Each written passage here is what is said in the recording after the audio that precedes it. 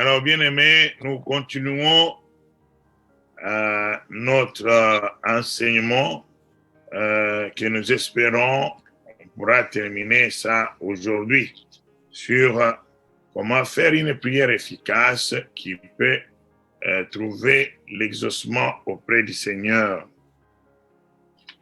Beloved, we're going to continue with our study and hope we can finish it today.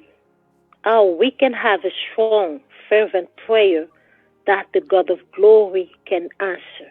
La parole, le moment de la parole est très important parce que c'est ce moment-là, comme nous l'avons dit, que nous nous ressourçons pour, n'est-ce pas, aller dans notre vie et exercer cette parole pour que la parole se manifeste et nous entrons ainsi avec Christ dans la gloire.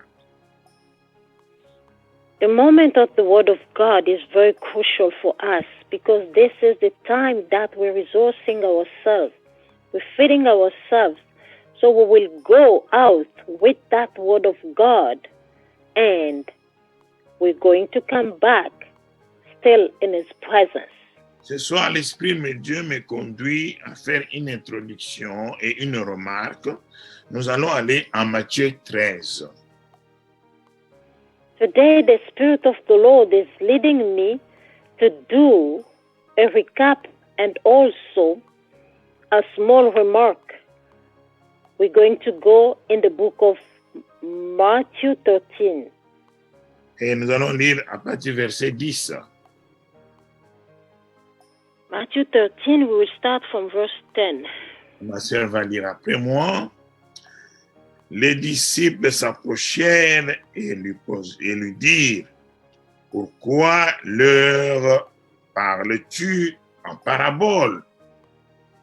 Jésus leur répondit, « Parce qu'il vous a été donné de connaître les mystères du royaume des cieux et que cela ne leur a pas été donné. »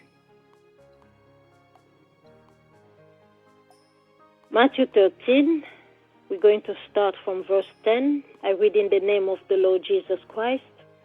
The disciples came to him and asked, "Why do you speak to the people in parables?"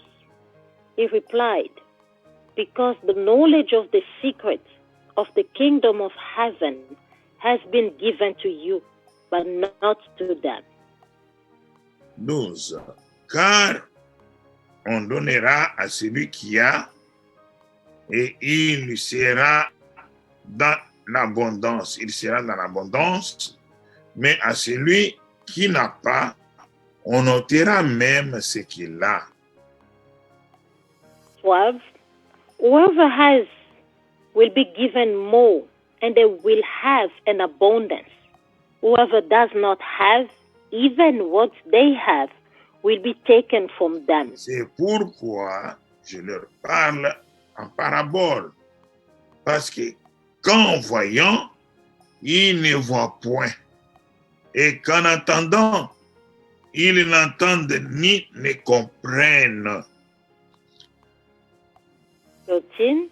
This is why I speak to them in parables. Though seeing, they do not see. Though hearing, they do not hear or understand. Et pour eux, s'accomplisse cette prophétie d'Ésaïe.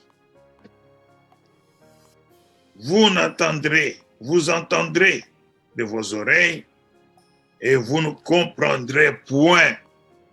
Vous regarderez de vos yeux et vous ne verrez point. 14. In them is fulfilled the prophecy of Isaiah. You will be ever hearing but never understanding. You will be ever seeing but never perceiving. Car le cœur de ce peuple est devenu insensible. Ils ont endurci leurs oreilles et ils ont fermé leurs yeux, de peur qu'ils ne voient de leurs yeux, qu'ils entendent de leurs oreilles et qu'ils ne comprennent de leur cœur, qu'ils ne se convertissent et que je les guérisse. Amen. 15. For these people's heart has become calloused. They hardly hear with their ears, and they have closed their eyes. Otherwise, they might see with their eyes, hear with their ears, understand with their heart, and turn, and I will heal them. Mais heureux sont vos yeux, parce qu'ils voient, et vos oreilles, parce qu'elles entendent. 16. But blessed are your eyes because they see, and your ears because they hear. Je vous le dis en vérité, beaucoup de prophètes et de justes ont désiré voir ce que vous voyez et ne l'ont pas vu, entendre ce que vous entendez et ne l'ont pas entendu. Vous donc, vous écoutez ce qui signifie la parabole du semeur. 17. For truly I tell you, many prophets and righteous people longed to see what you see, but did not see it, and to hear what you hear, but did not hear it. Listen then to what the parable of the sower means. Amen. Bien-aimés, ce sont des paroles de Christ après qu'il ait parlé au peuple de la parole du bon semeur, que vous connaissez bien. Beloved, these words the Lord Jesus Christ spoken to his apostle after he have told them the parable of the sower. Alors, ce que nous devons retenir dans ça, il y a beaucoup de choses dont on peut parler sur cette lecture qu'on a faite. Mais notre point aujourd'hui se penche sur le fait d'écouter la parole, parce que la parole parle des choses du royaume des cieux. C'est ce que ça dit. Beloved, there is a lot of points that we can point out from this scripture. But today, what does really, and what will be our study is about to listen to the Word of God, because the Word of God speaks about the things of heaven.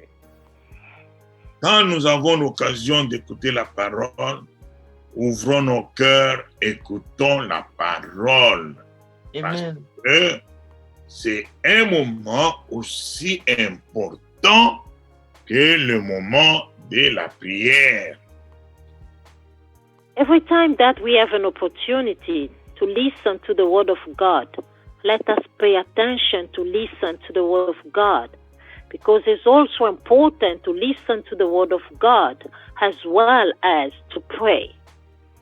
Parce que si vous endurcissez votre cœur, comme dans Hébreux 12 dit, ne refusez pas d'écouter celui qui vous parle du trône de Dieu, car vous ne savez pas quand est-ce que Dieu vous parlera.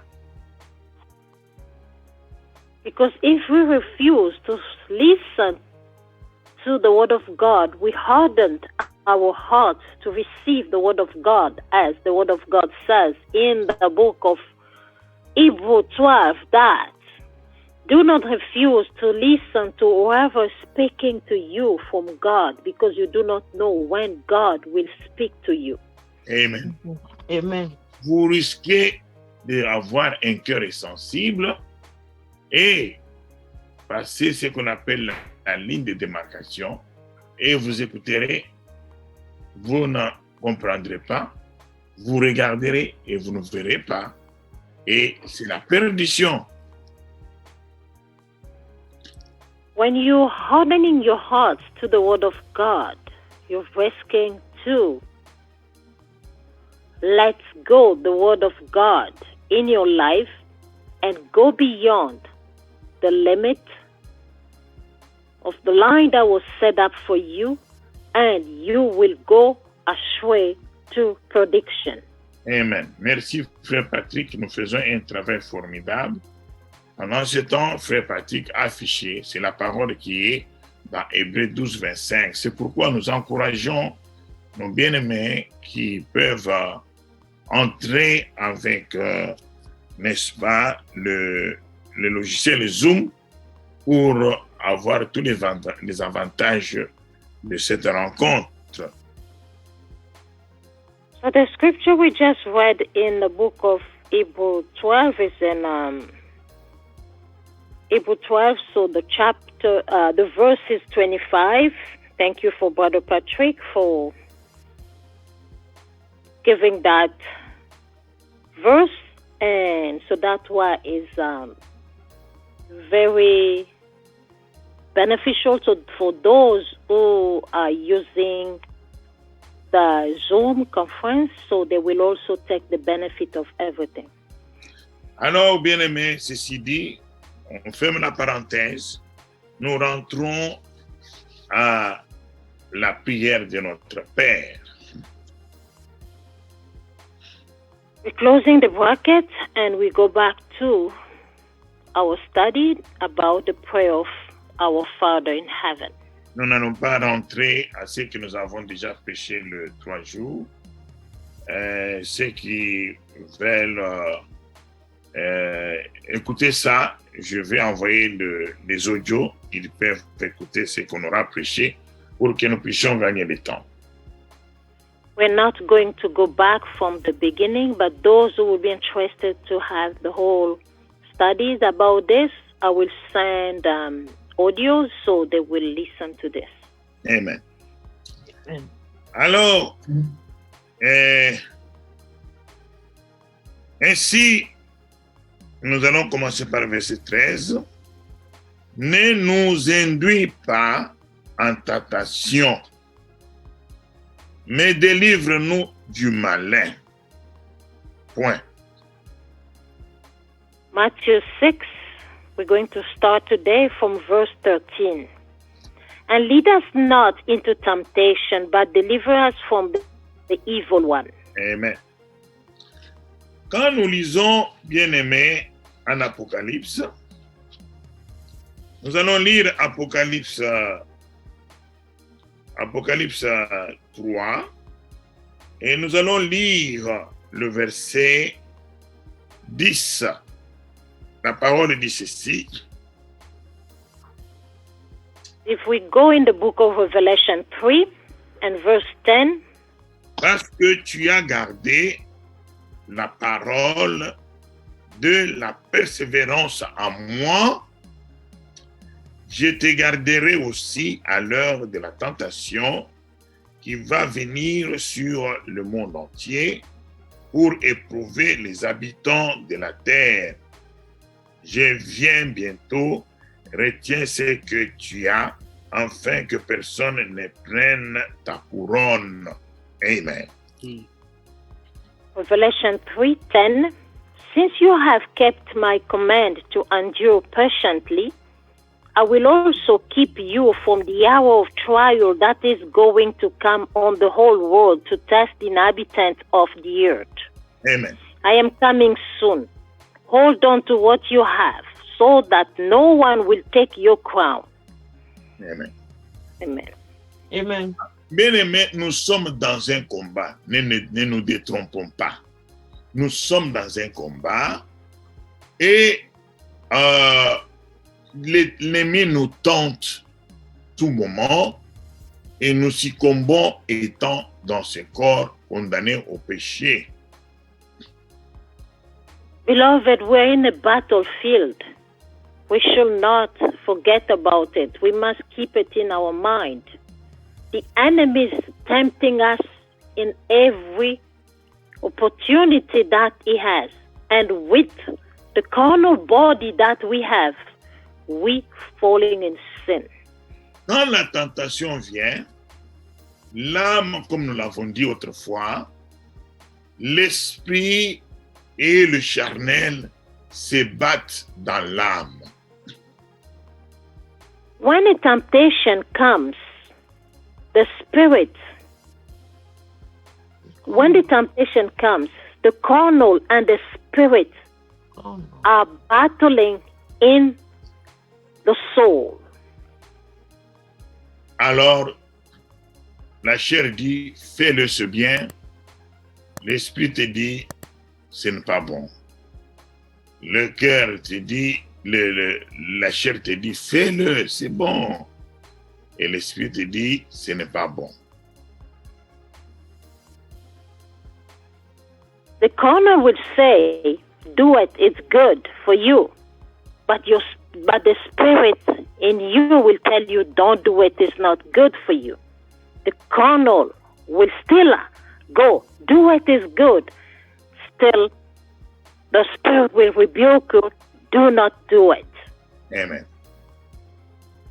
Et c'est l'ennemi, comme nous l'avons dit, qui a élu domicile à nous, dans la chair, qui nous pousse avec des mauvais désirs pour faire de mauvaises choses. Et c'est l'Esprit de Dieu qui veut nous ramener à la raison, à la parole de Dieu. The enemy is residing in our carnal and pushing us to act wickedly with those wicked desires. And the Spirit of God is bringing us, is restraining us to remain on God's path. Ce n'est que grâce à l'Éternel. This is only by the grace of the Lord. Et nous pouvons triompher sur le péché. That we can triumph over the sin. Je vais déjà prêcher de pousser à bout, mais j'y reviendrai une autre fois. Mais ce soir, je voudrais insister sur la raison que Christ nous a demandé de prier comme il l'a prescrit. I'm going to jump to go to the end, but another time I will come back to what I have said, because the Lord Jesus Christ has asked us to pray without ceasing. Amen. Maintenant, quand l'homme intérieur est lié, quand l'âme est liée, l'âme se retrouvera en train de commettre le péché, quand bien même il ne le veut pas. Now, when the inner man, which is the soul, is bound, and will see that man committing sins even though he does not want it. C'est ce que Paul dit en Romains 7, verset 15. Car je ne sais pas ce que je fais, je ne fais point ce que je veux, et je fais ce que je hais. That is what Paul says in Romans 7, verse 15. I do not understand what I do. For what I want to do, I do not do. But what I hate, I do. Et le verset 17 dit, et maintenant, ce n'est plus moi qui le fais, mais c'est le péché qui habite en moi. 17. As it is no longer I myself who do it, but it is sin living in me. 24 dit, misérable que je suis, qui me délivrera du corps de cette mort? Et la réponse, grâce soit rendue à Dieu par Jésus-Christ notre Seigneur. Ainsi donc, moi je suis, par l'entendement, cette fois-là esclave à la loi de Dieu, et je suis par la chair esclave à la loi du péché. 24. what a wretched man I am. Who will rescue me from this body that is subject to death?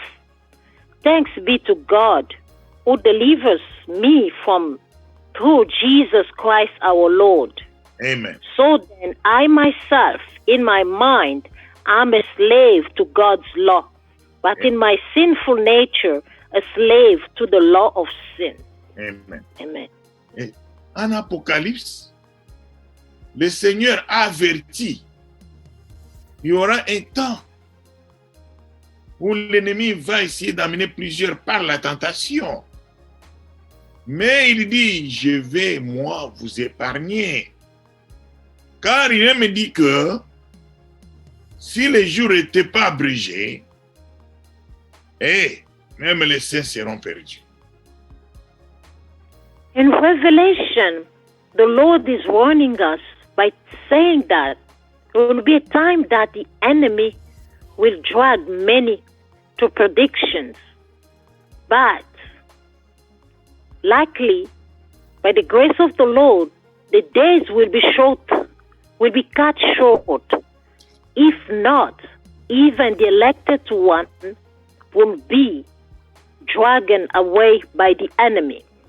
Amen. Nous pouvons lire cela en Matthieu 24.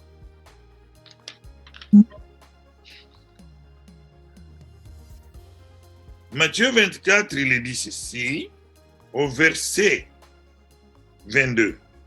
Et si ces jours n'étaient pas abrégés, personne ne saurait sauver.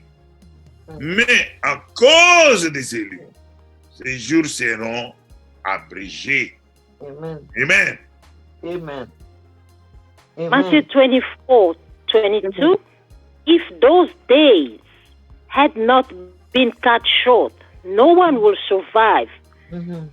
But for the sake of the elect, Mhm. those days will be shortened. Amen. Quand nous prions, bien-aimés, quand nous prions, j'ai déjà parlé, nous prions, nous demandons pardon, demandons au Seigneur, parce que le but c'est que nous progressons. Demandons au Seigneur de nous protéger contre la tentation. Beloved, when we're praying, because our purpose is for us to grow. So when we're praying, let us always ask the Lord to preserve us from temptation. C'est pourquoi je dis, nous ne pouvons pas toujours prier dans les généralités. Seigneur, pardonne-moi. Non, tu dois connaître quel est le lieu dans ta vie où Dieu t'a saisi. Est-ce que c'est la colère? Le jour où tu as vécu là, comment tu as vécu? Tu t'es fâché? Tu as murmuré dans ta tête? Tu as eu des pensées impudiques? Qu'est-ce que tu as eu? Dénonce ça. Dénonce. C'est un esprit en toi. Dénonce-le. For that reason, we should not just pray in general, but we must target specific area of our lives that we know we're battling with the enemy. Mhm. It could be an anger. And you may think in yourself, that day, how did I act? What was it on that day? And we need to denounce that and asking God to help us so we will not going to continue falling in that temptation of anger. Amen.